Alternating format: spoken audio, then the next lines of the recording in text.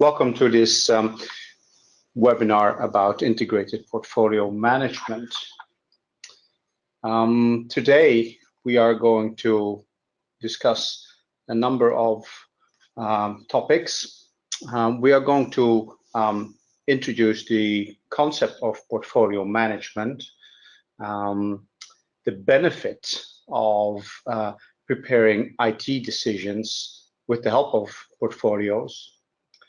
We're going to discuss what the interdependencies might be between various portfolios and highlight the importance of different perspectives so that we can get some clarity about cause and effect with regards to these decisions.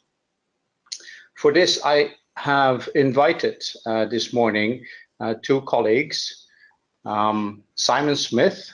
Hello, Simon. Hi, Ronald. Good to be here. Hi, Simon. Simon Smith is a business analyst with Mood International. And I have also invited Todd Sorensen. Hi, Todd. Hi, Ronald. Hi, Simon. Hi, Todd. Todd is a business analyst with Bybrick Management. These two gentlemen are working on a daily basis with portfolio management in various projects and assignments, and they are here to share their experience and ideas. After this webinar, we hope that you can take away the important elements when you are evaluating IT's contribution to the business.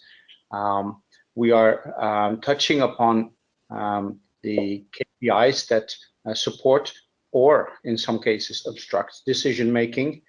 And we hope that you will have gained insight in how to decide better in order to support the business outcome. We also would like you to know more about the effectiveness of the different approaches that you may choose so that you can start to improve your own decision support. So, we're talking about managing with portfolios. What is a portfolio? Yeah, that's a great question, actually. 10 years ago, we didn't, in most parts of the business, we didn't use this word portfolio, and it comes from, of course, the financial industry where they're talking about managing financial assets, so stocks and bonds and so on, and but few of us have actually financial assets in our daily work.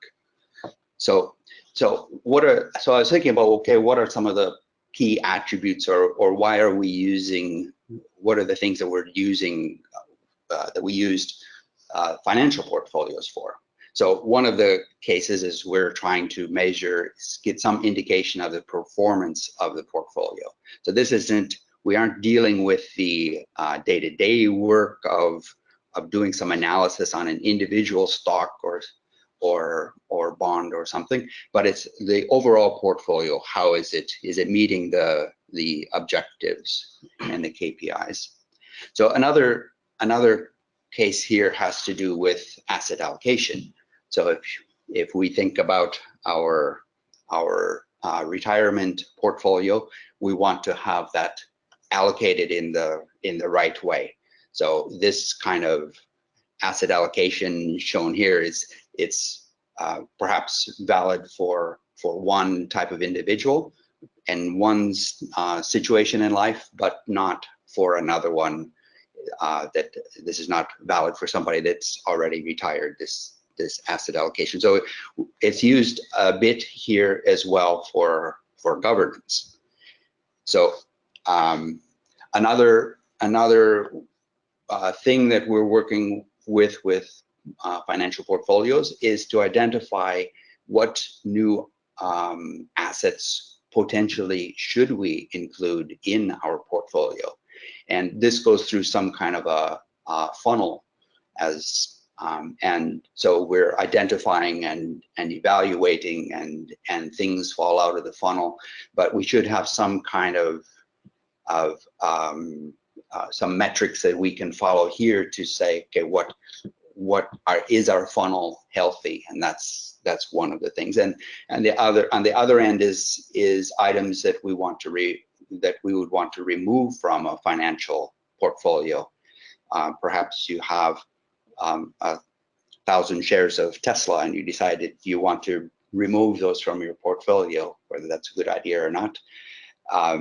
Then we need to actually say what are the stages, what are the steps, and can we manage those that we've chosen? What is the status of those, and are they flowing through the process as well?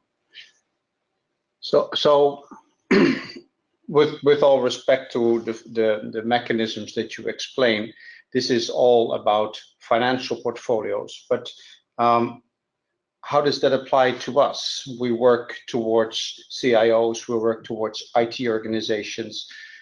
How does the concept of portfolios affect them? Yeah, so portfolios are financial portfolios are assets that we're managing.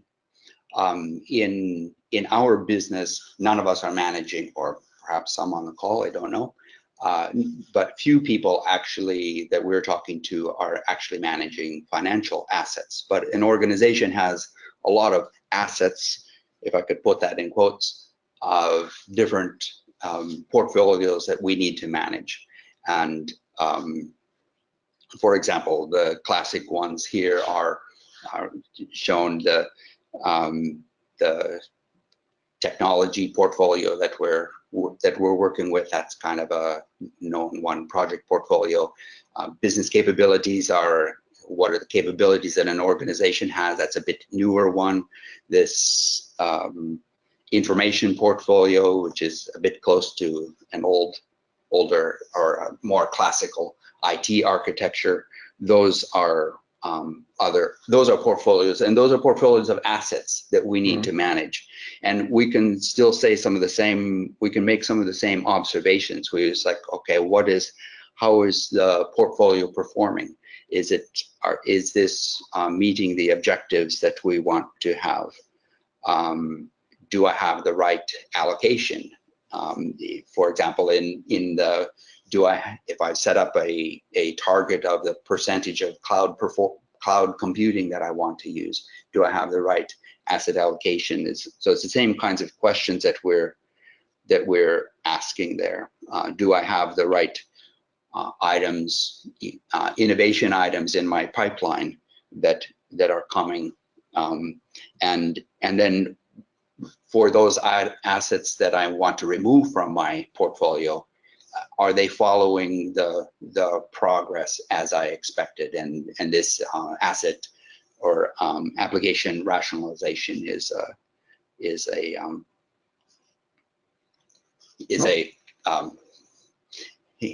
an example of that. And so even though we're not talking about financial assets, we can still use the same concepts then for these other portfolios. So that's why I've had some trouble with this word portfolio management, but that's why this actually applies in our world. So what we usually do not call portfolios, we try to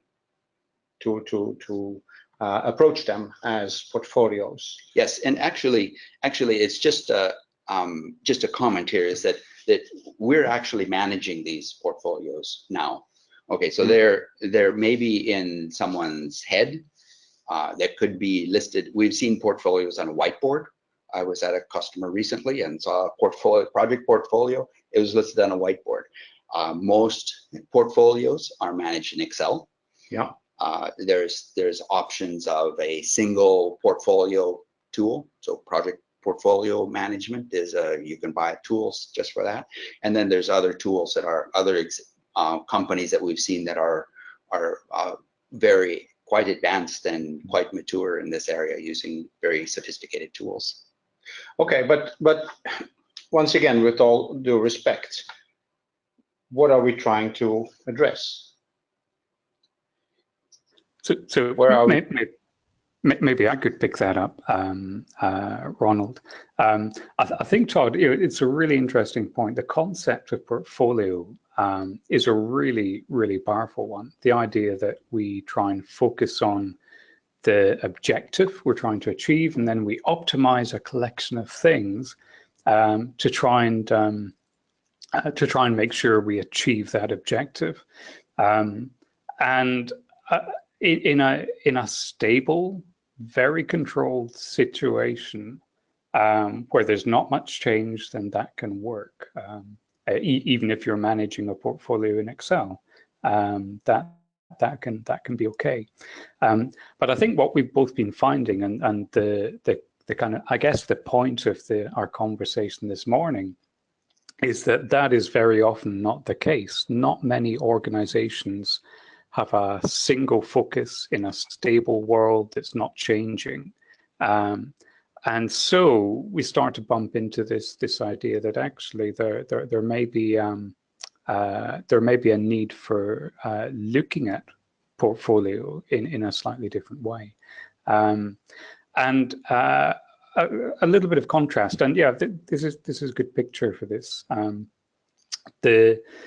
A traditional approach to portfolio is really about treating a collection of assets, as in that financial situation you mentioned, Todd, as a collection of things which we measure in the same way, so we can easily aggregate upwards in a hierarchy. We can look at cost and resource and timing and schedule, and we prioritize against our top level control objectives. And it's all about control. It's all about minimizing deviation.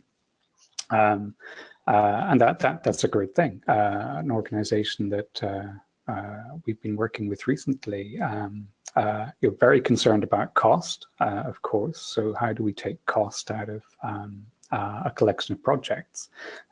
So if I need to take 50 units of cost out, of course, the very tempting thing to do is say, well, let me look at these elements in my portfolio. Are any of them the right shape? Which one of these are costing 50? Then, there's my candidate for removing something from the portfolio. But what we're finding is that following that approach, it might not actually be the most important thing for overall success of the business. So managing that single portfolio, this might sound contradictory, but it might not actually be the most important thing to do. This organization we've been working with, actually, those projects, they contribute, they're there to contribute to someone else's portfolio. So another portfolio of assets, but different kinds of assets, equipment, for example.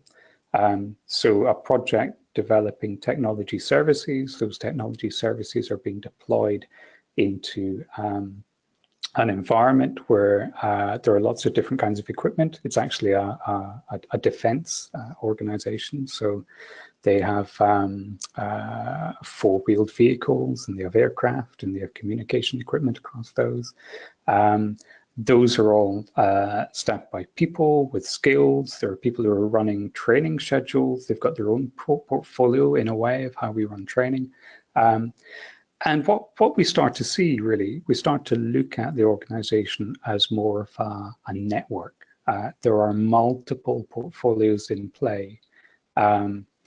And so a different way of thinking about portfolio management than the one that we inherited from the finance industry, and one that may be a little bit more relevant for many organizations today, is that we're really trying to identify across those portfolios what are the key outcomes that we really care about, which might be financial, they might be to do with customers, they might be to do with, in the case of the organization I mentioned, very much to do with protection of people and security.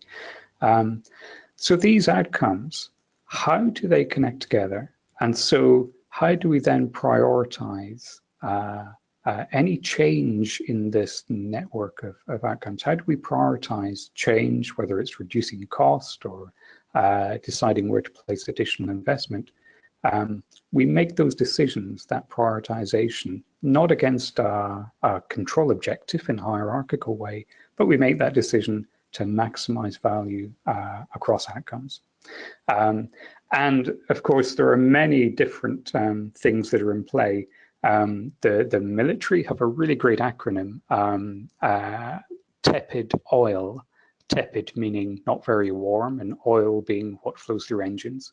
But actually that acronym stands for some of the things that they need to remember as they put together what they call capability. So training is the T, equipment, people, information, logistics. And in a business world, the same kind of thing applies. There are different portfolios of things which are running, which are all important. And crucially, they all relate to each other in some way. So projects, the most obvious kind of portfolio, are all about enhancing or putting in place different kinds of things. And they kind of need to work together to achieve an outcome. Otherwise, we're really getting a local optimization, but we're missing the outcomes. And another feature, I think, of modern organization, which I think you've come across as well, Todd, is that increasingly people working in organizations don't really have a job where they just have to control one thing and that's all they need to do. So, my job is just to come in, monitor this list, make sure nothing falls off, and then I go home. People are increasingly needing to work with an awareness and a contribution outside of a specific domain. It's not just the items themselves that were the portfolio themselves, but actually the relationships between that are very important. That's right. That's right. The connections, it's the connections between that are, excuse me, really important. So if I give another example, a specific example of a banking organization we've been working with.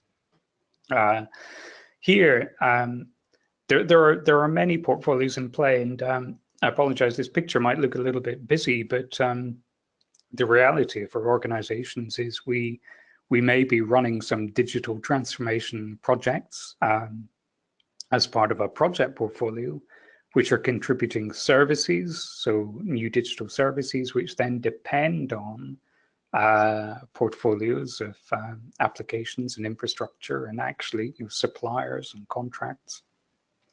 The point of those services is they're going to put in place new channels, new ways of doing business, new ways of transactional processes operating that are going to work for a customer in conjunction with the products that this bank is offering. But that's all to do with achieving the outcome, which in this case is ultimately a financial outcome, so increasing the value of the loan book. But unless we identify the key dependencies across here, then really we're just doing a good job, but doing a good job is not enough. We need to understand something about how these portfolios depend on each other. And something we've talked about a little bit, Todd, in the past is where some of these ideas come from. And in fact, these ideas are really not new. And we've talked a little bit about Kaplan and Norton, the Harvard business school type people who write management theory and run studies and so on. Kaplan and Norton came up with the concept of what they called balanced scorecard back in the 80s, and they were trying to account for non-financial assets on the balance sheet of businesses. So a very management consulting sort of concept. And they were recognizing that there are different kinds of things in play on a balance sheet for a business. We need to talk about financial assets that you can count and aggregate. But they also knew that there were really important things that actually told you about the health of a business that were not financial assets. So the people, the product mix, the competitiveness, and their observation about that was, well, these are not things that you can just put in a spreadsheet and add up. The way that these things combine is non-linear. And so actually they progressed fairly quickly from talking about balanced scorecard to talking about the connections between the things on the balanced scorecard as being the really important part. And if you look them up, Kaplan and Norton, Robert Kaplan wrote a really great retrospective review a couple of years ago on the progressive balanced scorecard, and it's a lovely paper in that he's almost looking back in a disappointed way, saying balanced scorecard was hugely successful. Lots of people adopted it, lots of businesses adopted it, but most of them missed the point, he says, rather sadly. Many of them adopted balanced scorecard and said, well, we now need metrics about employees and metrics about our processes and our learning and metrics about our customers. But they used balanced scorecard to categorize metrics they already had. And he was saying, no, this isn't the point. The point is to understand how these things relate. So, for example, the difference between leading metrics and lagging. So operational metrics that might tell you something about how the finances are going to turn out. So these orange arrows here in this picture, these are the really important part about how these things connect. And in fact, these ideas, in that paper, he also goes back to management thinking from the 50s, where he says that actually, there were some people back then, Herbert Simon and so on, who in the work that they were doing with businesses, they absolutely understood that point, got that point. And if we fast forward to today, same, lots of great ideas building on that.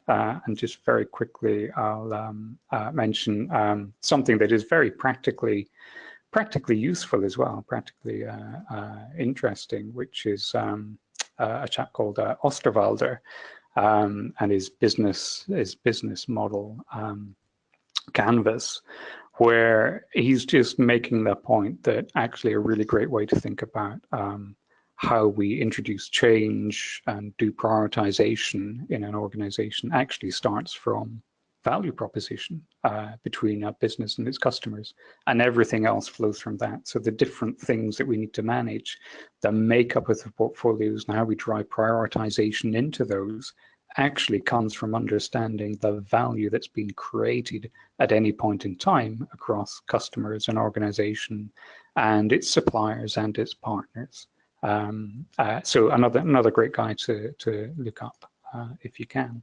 So is that, Simon, is that what has changed? That from looking at very clean metrics and key performance indicators, that we've started to look again at business outcome and business value?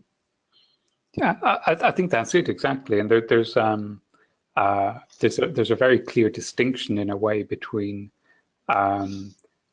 simply gathering metrics that are kind of easily aggregated to report on the health of a portfolio in that kind of hierarchical way, and then understanding what we might call an outcome, a business outcome, where we're trying to understand the contribution that different things make, different kinds of things make to that outcome, because that simply reflects the reality of how organizations work, and that's a real trend that I think, Todd, we've been seeing.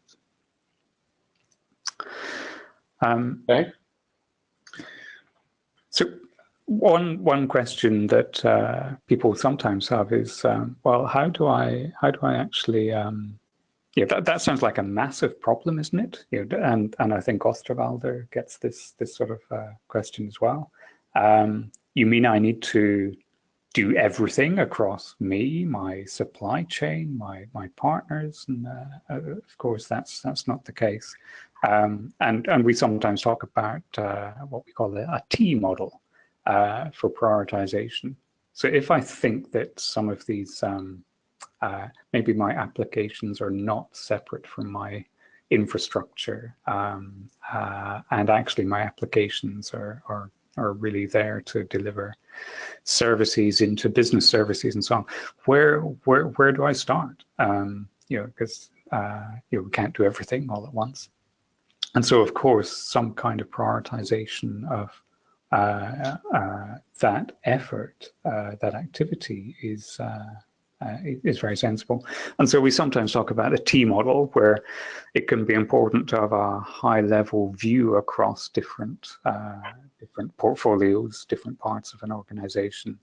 But there will be pressures, there will be specific things right now that actually really matter, really make a difference in the next 3 months, the next 6 months, next 12 months. And so there's a depth that can be required to say, well, we're shifting to a more service-based model. We need to be clear about service catalog. So can we define that service catalog? Can we understand the projects that are going on that are going to impact those? And we want to understand how those services are contributing to some of the outcomes. And in doing that, we may need to touch on some of the projects that are operating out in business units, and we may need to think about the relationship between services in a couple of different parts of the business. So simply focusing on one aspect of the business, but being aware of starting to make joins where appropriate is a kind of good rule of thumb in a way for how we might get going with all this. So you're mentioning the complexity and the possibility to visualize this complexity by highlighting, by defining, and by looking at the relationships between these elements. And yeah. I think, Todd, you had some experience with that. Yes. So here, for example, we have a simplified technology portfolio, and is, as usually is the case, we get into a portfolio, and as analysts, we like to drive really deep down into having every application and every server and every network device, and we want to have this completely filled. But for example, if we simply added if we just simply added a couple of other portfolios, and say, for example, that you only added the name in these two portfolios of capabilities and business units, so you know the applications are supporting which capabilities, and which business units are executing these capabilities. If you only had that information, that's adds so much more value than going and adding this last server that's sitting in the corner that hardly anyone is using. So now if you find a problem with a physical server, you can do the chain all the way back to the business unit and very easily identify which business units are affected by this, and you can proactively go and talk to the business unit about this. And all we've added here is two names and two relationships. So very simple. And another, so if we added one more piece of information here. So this is an information portfolio, and now say we only added the type of data that this application was supporting. So it's just a very simple piece of information that we're adding, but we're broadening. This is the T model. We're broadening sideways, and in this case, now if you have some process running on your physical server that's looking for intrusion detection, and you know which application, and now you know actually that this is sensitive data, that perhaps this becomes a GDPR issue now. And now you can go back to the business unit and say, okay, we have potentially a GDPR issue, and we can very quickly identify that. And all we've added is very light information, but it's sideways. It's not deep, and that's the value of integrated portfolio. That's very interesting. I believe that the simplicity lies in starting with identifying these relationships. The complexity comes when there are many relationships. Yes, yes, and no organization is so simple as the model shown here. But the concept is still the same of we can add much more value in some cases by stopping going deep and instead just making simple connections to other. And this another thing that this adds here is you start having conversations now with the business, that you say, okay, now we can have real conversations and say, okay, this is our systems, we're seeing how they're impacting you in the business, and you in the business, you understand what assets that your business is requiring from the IT perspective. And so that starts a conversation, and that's a big thing that companies are looking for. Hmm. Yeah. So from looking at individual portfolios or even elements in a portfolio, you start with identifying additional relationships, which brings me to my next question, and that is how should we go about? What are possible next steps? Because I believe many organizations have a view of these elements in one way or the other, as you mentioned, right? On whiteboards, in Excel sheets, and sometimes in more sophisticated tools. Yes.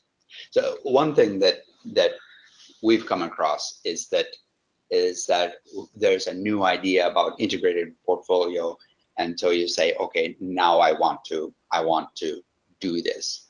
But organizations, we have to understand that we're currently at a certain level of maturity, and we're not going to get from maturity level 2 to maturity level 5 in one step. You just don't do that. It just doesn't. We can have that vision, but that just doesn't work to take that one massive step. So one of the things that we've seen is to just have a vision, but be content to just take the next step. And so, okay, we're progressing toward this, but let's just take the next step. So that's one. And another is the questions that require angles of approach. This is talking about what is the business value, and I think that's going to be a kind of a theme in this slide of what is the business value that we're looking for. Yeah, I think that's absolutely right, Todd. I mean, the whole, I love the way you present that in terms of, this is not a difficult thing to get into. This is not a big thing. Actually, it's really refreshing that just trying to identify some of those connections doesn't take long to do, but does let you look at things from a slightly different perspective. And personally, I would say even if you're simply running a single portfolio, so I'm looking after projects to do with refresh of infrastructure or introduction of cloud technology. Being really clear about the outcomes that we're trying to achieve will be good, even if you were managing a single portfolio. But what it might also throw up is, well, actually we can see where some of those joins might be most important. And so we understand the kind of return on investment in terms of the value that can be generated by making some of those joins and perhaps improving some of the decisions as well. So avoiding cost in the wrong place or at the wrong time. If we just step a little bit outside of the immediate task of say running a project or maintaining a set of assets, and that kind of relates to the T model concept in a while as well. A little bit of going wide across things might add a lot more value than saying, no, I've got to finish my inventory of applications first before I think about this next step. Yes, and we worked with organizations that we think we have to, exactly what you said, we think we need to identify every application or every device that they're working with, and it's a diminishing returns. And so the old Pareto principle of getting what's important but leaving all the rest of the details, and actually that's with portfolio management. We're actually working more on a tactical level in many cases rather than operational level. So the operational level details aren't necessarily what we need to focus on, but it's one principle that we see here is to stay out of let it be enough when you get to a certain level of depth and focus somewhere else. I believe that's both the two of you, Simon and Todd. You basically say, well, be pragmatic, start with what you have, and find those obvious relationships and draw the initial conclusions in terms of business outcome, in terms of return on investment, and so on, which I believe is not something very extravagant. It is something that we all are doing in the backs of our heads, but which need to be highlighted a bit more, and we need to compare between silos. And the last item here is the organizations. If you look at organizations at some level, you can take every organization has projects and every organization has applications, and this at some distance every organization looks the same. But when you get into the organization, you find out that there's a lot of details that are very different from organization to organization. And so one of the things that we've seen is where if we can start with some template version of these relationships, that's a good jump start on the process, and then we customize it to but there's no sense to reinvent that wheel from the beginning every time. Yeah. Okay. I believe that we've touched upon a number of elements that we are faced with in our day-to-day business. The most important being the achievement of business outcome.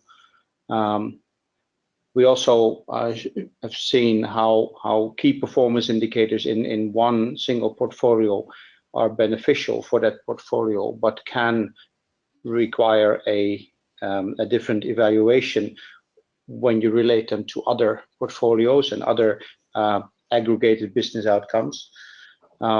We've touched upon the approach of how to go about and not wait until you've got the perfect solution, and some examples as to where businesses and organizations have tried to use this concept, this idea of integrated portfolios, to get a broader perspective on how all the elements contribute to the ultimate business outcome, which I believe is where we need to start. It would have been very nice if we could give a silver bullet to all our customers, to all our contacts.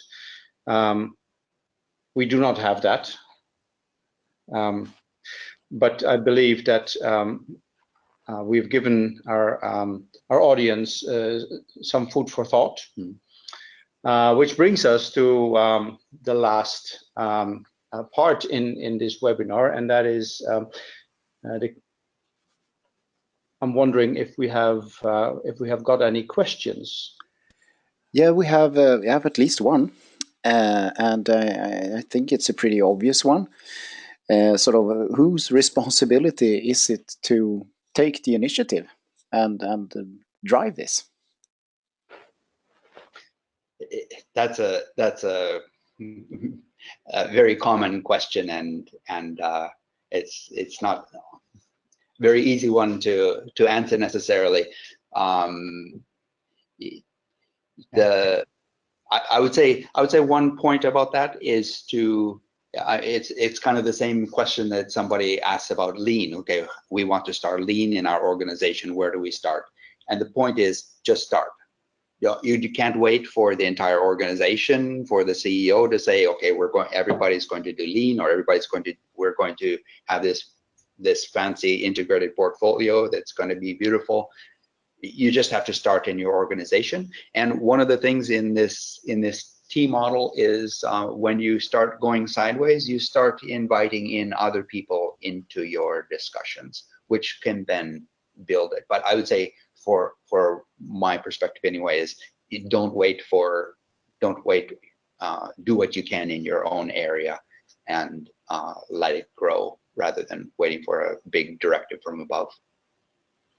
Yeah, I think that's a great answer. It's a very simple answer to the question, and a kind of related point. I think integrated portfolio management is not necessarily, we're not talking about another initiative, another top-down program that needs to run necessarily. It's about how some of the activities you already do, you do them more quickly, more effectively, more to the point.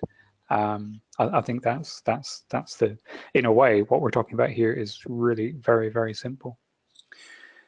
Yeah, we have another question, and so this is, I'll read it. In the beginning, you showed a slide from a banking project. Will you please describe how you worked with that project? So I guess you need to move back to that slide, Ronald. And then the question kind of continues here. You identified some assets from different parts of the organization and ended up with some portfolio assets.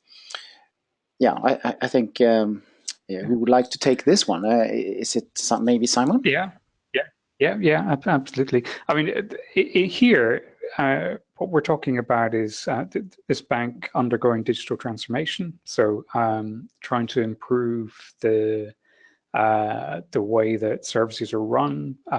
Objectives, of course, being twofold.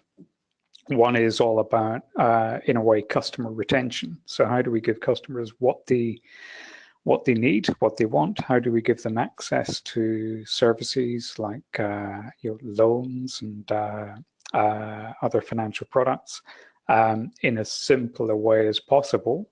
But also, how do we reduce the cost of operations?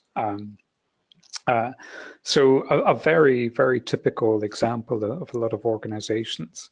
The interesting thing here is that the digital transformation project, it could be approached in terms of so a technology provider or a contractor's let or an internal IT organization develops new technology for channels, or in this case, contact center and the use of remote advisors.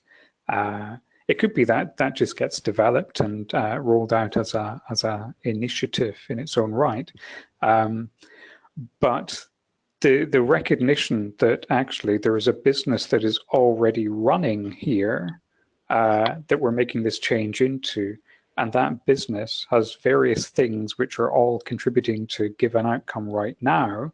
So the mix of products that are being offered, the customer mix, in this case, quite a branch-centric bank, the customer mix is at a certain level.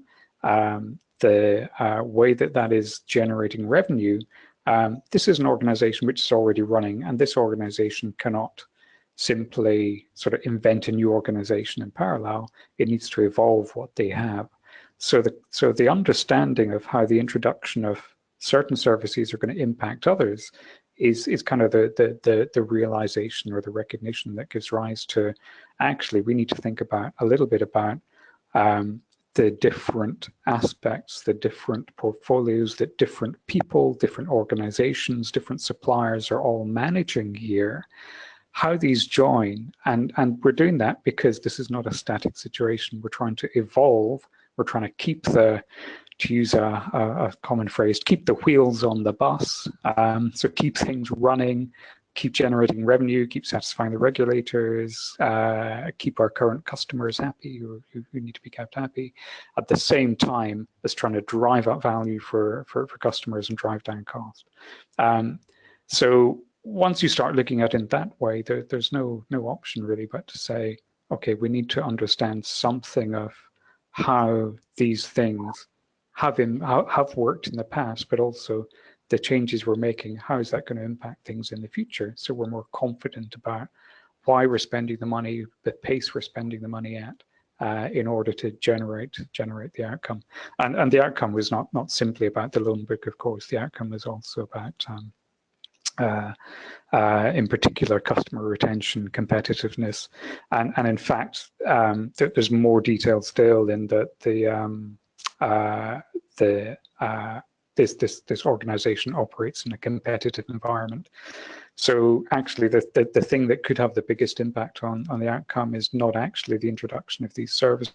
It's the competitive activity of other banks and financial products appearing. So actually, there are portfolios outside of your control which will impact your business outcomes, and it can be sensible to think about those. People working in cybersecurity already know that, of course. That's the main point of that activity. Okay, we have another question, and I think it's a pretty obvious one, specifically after your presentation regarding this financial example. The question is, have you come across any good portfolio management tools? Yeah, it's pretty obvious you need some good advanced tools to be able to do what we're talking about here. So I don't know who wants to answer that one, but have you come across any good portfolio management tools? Yeah, it's a little bit tricky question, because the point of our webinar actually today is to we discussed this, is that we actually are not promoting any tools here. We use some tools. Simon's company obviously is developing these tools, or one of some of the tools around this area. But in fact, so we'd be happy to discuss that. But if you want to contact us, I think. But in fact, we're trying to have this webinar just to be about the concepts and what to think about and what are pitfalls and what are suggestions of the integrated portfolio and what's the benefit of that. So yeah. So I hope that's okay to. Yeah, everyone will get an email afterwards with your contact details, so they can get in contact with you to discuss that question separately. We have another one though. What is your advice about working with the AS minus IS portfolio situation in relation to desired to be situation? I hope you understand the question. Yeah, I think that's another good question, because you know, the as is versus the to be. So how do we manage that transition? How, you know, portfolios are in flux, and in a way, that gets to the nub of why does this sometimes seem like a hard problem? As I think Todd or I said right at the beginning, if the world was a stable, unchanging place, then actually we wouldn't need to even be thinking about any of this. The reason we need to think about this is we are constantly trying to shift our portfolios, shift the things that we're working with into a better place. So we're trying to improve outcomes by doing whatever we can to make that change. So in a way, we're always in the as-is world, and I think what is different now is that we can't really run traditional kind of projects which say I need to account for everything that I have and map it all out and make all the joins, because by the time I finish doing that, the world has moved on, whether I like it or not, either through my own organization initiatives or the things happening around about me. So I think the key message about as-is and to-be here is very similar to the T model and Todd's point about getting value out of some of the major joins. This needs to operate, I think, in a fairly light touch way. This is not about detailed mapping of as-is and roadmap and transition to full target operating model. It's really about understanding some of the key dependencies that are going to guide more detailed activity as and when that's required. So a light touch is required to really get a handle on as is to be, because the pace of change is so fast. The days of kind of large projects that are maybe going to take 18 months, 2 years, 5 years, and start with a long phase of, well, let's just map out what we have here. Just doesn't work. Thank you, Simon. Yeah, thank you. Yeah, we're kind of running out of time a little bit, but what do you say, Ronald? Do we have an opportunity to take more questions? Just these last couple. Unless there is a question, I would strongly recommend the audience to contact us. The contact details are here. We will contact you with some of the pictures that we've shown you, and shortly there will be a white paper on integrated portfolio management available from Bybrick. But if you cannot wait in the meantime, you're very welcome to take direct contact with us.